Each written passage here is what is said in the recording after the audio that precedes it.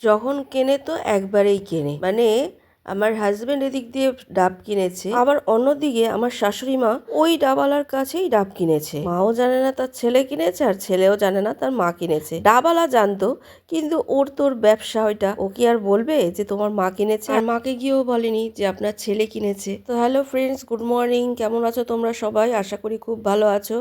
আর সকাল সকাল শীতের চা তো খেতেই হবে।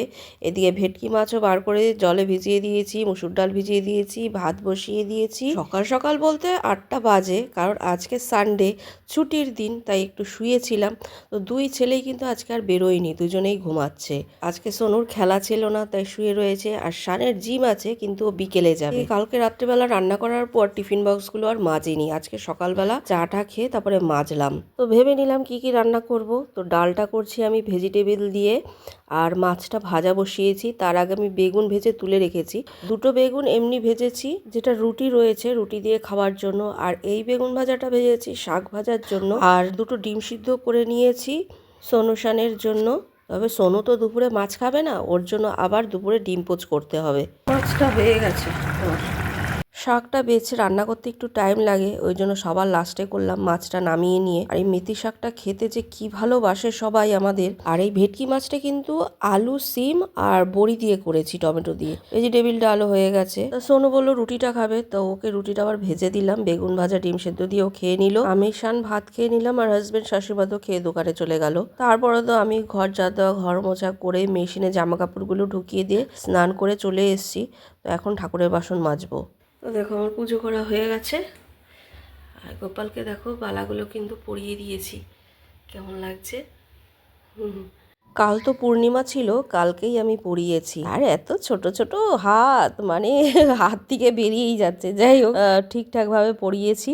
এবার যাই ডিম পোচটা করে সোনুশানকে খেতে দিয়ে দিই। আমি আর খাবো না এখন, কারণ সকালেই এতটা পেট ভরে খেয়ে নিয়েছি, আর খিদে নেই। আর আজকে তো জানো রবিবার, আমাদের অন্নপ্রাশনের নিমন্ত্রণ আছে, সবাইকেই বলেছে, কিন্তু আমি আর আমার শাশুড়ি মা যাবো না। সোনু একেবারে ড্রেস করে আগেই একটু বেরোলো, বললো যে ঘুরে টুরে একবারে বাপিদের সঙ্গে চলে যাবো। এদিকে শানও জিমে গেছিল, জিম থেকে আসলো। আর আমার হাজব্যান্ডও 8টার মধ্যে চলে এসছে। এবার দুজনে রেডি হয়ে বেরোচ্ছে, সোনুকে ওখান থেকে তুলে নেবে। এখন 8টা 10 বাজে। মানে হাজব্যান্ড দোকান থেকে আসলো, তারপরে শানকে নিয়ে বেরোলো। শান তো গেছিলো জিমে, জিম থেকে আসলো, তারপরে বেরোলো। আর সোনু তার আগেই চলে গেছে। মানে ও বললো আমি একটু ড্রেস ট্রেস পরেই বেরোই, একটু ঘুরে টুরে আমাকে বাপি ফোন করে নেবে, তারপরে একসঙ্গে চলে যাব ওইখানে নিমন্ত্রণ বাড়িতে। আর আমরা গেলাম না, আমি আর আমার শাশুড়ি মা। শাশুড়ি মা তো দোকান খুলেছে, এই রাত্রিবেলা আসবে, তারপরে বয়স্ক মানুষ এসে মানে ড্রেস ফ্রেস করে যেতে যেতে অনেক সময় লেগে যাবে। তারপরে ঠান্ডার দিন, হ্যাঁ, ভাবলাম যে না থাক। হ্যাঁ, আমাকেও বলেছিল আমার হাজব্যান্ড, আমি বললাম না, মা যাবে না, আমিও যাব না, আর মার জন্য রান্নাবান্না করতে হবে, তার থেকে বরঞ্চ আমি আর মা থাকি, তুমি দুই ছেলেকে নিয়ে গাড়ি করে চলে যাও, স্কুটি করে চলে যাও, হয়েও যাবে। হ্যাঁ, তোমরা ছেলে মানুষ, তোমরা চলে আসতে পারবে। তো আমাদেরই তো সময়টা বেশি লাগে না। তা আমার হাজব্যান্ড দোকান থেকে আসলো, ড্রেস পরলো, চলে গেল। আমাদের তো তা না, মেয়েদের একটু সবসময় বেশি টাইম লাগে। তো যাই হোক, মানে পাশের বাড়ির নিমন্ত্রণ হলেও এইখানে হচ্ছে না, হচ্ছে অনেকটা দূরে। তো গাড়ি ঘোড়া করে যেতে হবে। তো যাই হোক, গেলাম না, নিমন্ত্রণ রক্ষা করতে হবে, তাই দুই ছেলেকে নিয়েই আমার হাজব্যান্ড চলে গেল। আমি মানে মা আজকে দোকান থেকে রিক্সা করে চলে আসবে বাড়িতে, আর আমি এদিকে রান্নাবান্না করে নেব। আরেকটা কারণও আছে আমার না যাওয়ার, সেটা হচ্ছে কালকে আবার শান আমাকে বলছে যে আমরা ইকো পার্ক ঘুরতে যাব বন্ধুরা মিলে, তুমি একটা কিছু রান্না করে দেবে। তা সবাই বলেছে একটা না একটা কিছু রান্না করে নিয়ে আসবে। তা ও বলেছে আমার মা আলুর দম করে দেবে। তো ওই জন্য ভাবলাম যে আমি যদি চলে যাই নিমন্ত্রণ বাড়িতে, তাহলে কখন করব? ও সকালবেলাই বেরিয়ে যাবে, কালকে সকালবেলাই বেরিয়ে যাবে। তো আমি ভাবলাম যে তাহলে কখন করবো? এইদিকে সকালবেলা সোনুর অফিসও থাকে, রান্না করতে হবে। তা রান্না করব না ওর টিফিনের কিছু করব, আলুর দম করব। ওগুলো করতেও তো মানে ছোট ছোট আলু, নতুন আলু, ওগুলো সেদ্ধ করব, ছুলবো, মশলা করবো, রান্না করতে তো সময় লাগবে। তো ওই জন্য ভাবলাম ঠিক আছে, তাহলে আমি আর যাব না। আমি এদিকে তাহলে করে রাখি, তাহলে আমার আর মারও হয়ে যাবে। রাত্রিবেলা আমরা একটু একটু করে খেয়ে নেবো, আর ওর জন্য পুরোটা ধরে রেখে দেবো। ও কালকে নিয়ে যাবে, আর সকালবেলায় বেরিয়ে যাবে, আবার ব্যাক করবে বিকেল সন্ধ্যের মধ্যে। তা বললো আমরা তাড়াতাড়ি বেরিয়ে যাব।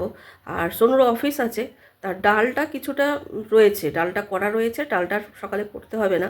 আর শানও যদি সারাদিনে তরে ঘুরতে বেরিয়ে যায় তাহলে ও তো আর খাচ্ছে না, তো ডাল করা রয়েছে আর মাছও রয়েছে। আর মা যে পুঁটি মাছটা দিয়েছিল কালকে তো শনিবার ছিল, খাইনি।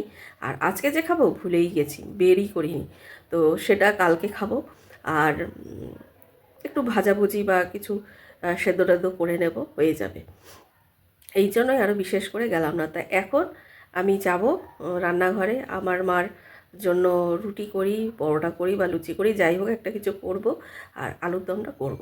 আর পায়েস করেছিলাম পরশুদিন, তো পরশুদিন তো খাওয়া হয়েছে, তো কালকে আর পায়েসটা খাওয়া হয়নি। তো পায়েসটা মানে ধরাই রয়েছে পুরো, ওই পায়েসটাও ওখান থেকে বার করে আমরা কিছুটা মানে খাবো আর থাকবে। তো এখন যাই কিচেনে। আলুগুলো আমি সেদ্ধ করে নিয়েছি, এবার ছুলে নেব। আর এদিকে দেখো আমি মেখে নিয়েছি, এদিকে পেঁয়াজ কেটেছি, এখানে কড়াইশুঁটি আছে, আর এখানে মশলাও আমি করে নিয়েছি। দেখো আলুগুলো সব ছুলে নিয়েছি। শীতের এই নতুন আলু কিন্তু একটু শক্ত হয়ে গেল ঠান্ডা হয়ে গেলে, আলুর দম করলে যে টেস্ট, মানে সেটা এমনি আলুর দমে কিন্তু পাওয়া যায় না। নতুন আলুর গন্ধই একটা আলাদা থাকে। আলুটা আগে একটু ভেজে নিয়েছি সেদ্ধ করে, কারণ ভেজে নিলে না তার টেস্টটাই অন্যরকম হয়ে যায়। তারপরে পেঁয়াজ ভেজে নিয়ে আদা রসুন কাঁচা লঙ্কা টমেটোর পেস্টটা দিয়ে ভালো করে কষিয়ে তারপরে আমি নুন হলুদ চিনি আর একটু শুকনো লঙ্কার গুঁড়ো দিয়ে দিয়েছি। কাশ্মীরি লঙ্কার গুঁড়োটা একটু বেশি দিয়েছি, এতে করে ঝালটা হবে না, কালারটা হবে। কারণ কে কীরকম ঝাল খায় আমি তো জানি না, ও তো এটা নিয়ে যাবে। কড়াইশুঁটি দিলেও হয় না দিলেও হয়, তো আমার কাছে ছোলা ছিল তাই আমি দিয়ে দিয়েছি। সামান্য একটু বিট নুনও দিয়েছি। আর এক্সট্রা করে কিন্তু কোনো ধনে গুঁড়ো জিরে গুঁড়ো গরম মশলা গুঁড়ো কোনো গুঁড়ো মশলা কিন্তু আমি ইউজ করি। আর এটা যেহেতু শান ক্যারি করবে ওই জন্য কিন্তু ঝোল রাখিনি, আমি একটু শুকনো শুকনোই করলাম। কেউ চাইলে ওপর দিয়ে একটু ধনেপাতা কুচিও দিয়ে দিতে পারে। আমি আর শাশুড়ি মা খাবো, একটু আলাদা করে রাখলাম। আর এটা রেখে দিলাম, কালকে সোনুকেও একটু দেবো। শান পুরোটা নিয়ে যাবে, সোনু খাবে না, দুই ছেলেকেই দেবো। ও তো নিয়ে যাবে পিকনিকে বেশিটাই, আর সোনুকে একটুখানি দিয়ে দেবো অফিসে, ও একটু টেস্ট করবে। ওকে দেবো না কেমন লাগে না, এই জন্য সোনুকে অল্প দেবো, শানকে বেশিটাই দিয়ে দেবো। আর আমাদের দুইজনের জন্য একটুখানি রাখলাম। আমার আর মায়ের জন্য তো রাখলাম, আমার হাজব্যান্ড বলবে তাহলে আমি কি টেস্ট করব না? ওকেও একটু দেবো। একটা ঘরে জিনিস করলে, ভালো জিনিস করলে একজন যদি না খায় খারাপ লাগে নিজেরও, আর তারও একটু মনটা খারাপ লাগে যে আমি খেলাম না, আমাকে দিল না। যাই হোক, ওই এক পিস হলেও দেবো। যাই হোক, আর আটা মাখলাম, ভেবেছিলাম রুটি করব। তারপরে ভাবলাম যে এরকম আলুর দমের সঙ্গে একটু লুচি পরোটা না হলে হয় না, তো মেখে ফেলেছি তো আটা। তো ময়দা এমনিতেও আমার শাশুড়িমা খেতে চান না, আর সোনুশান থাকলে ময়দারি করতে হতো, তখন আটার কিছু করা যেত না। মানে পরোটা বা লুচি, পরোটা যদিও আটা মিশিয়ে করি বা এমনি আটার পরোটা করলেও লুচি তো একদমই খায় না, একদমই আটা লুচি খায় না। তো ওরা থাকলে লুচি করা যেত না, আটার ময়দা দিয়েই করতে হতো। ওরা যেহেতু নেই তাই আমি আটার লুচিই করব। ওই রুটি করার জন্য যে লেচিগুলি করেছিলাম তার থেকে ছোটো ছোটো করে নিয়েছি, মা খাবে আমি খাবো। মা আসুক তারপরে ভাজবো।